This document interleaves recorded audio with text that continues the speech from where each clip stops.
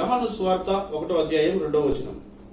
ఆయన ఆదియందు దేవుని యొద్ద ఉండెను, సమస్తమును ఆయన మూలముగా కలిగెను, కలిగినదేదియు ఆయన లేకుండా కలగలేదు.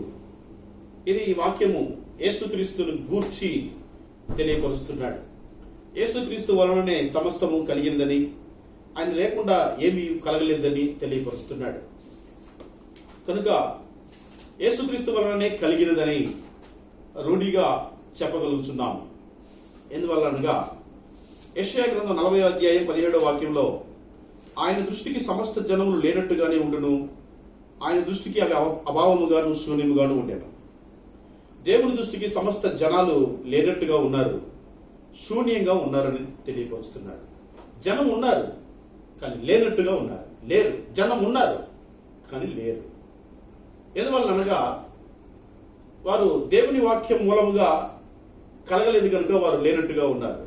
యేసుక్రీస్తు వచ్చిన తర్వాతనే దేవుని వాక్యము తెలియపరచబడింది కనుక యేసుక్రీస్తు వచ్చిన తర్వాతనే ఆయన మీద విశ్వాసం ఉంచడం మూలంగానే సమస్తము కలిగింది.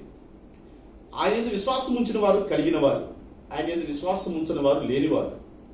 కనుక ఇప్పుడు ఉన్నది ఎవరైతే ఉన్నారు అంటున్నామో అది యేసుక్రీస్తు వలననే కలిగినటువంటి వారని చెప్పవచ్చు. ఆమేన్.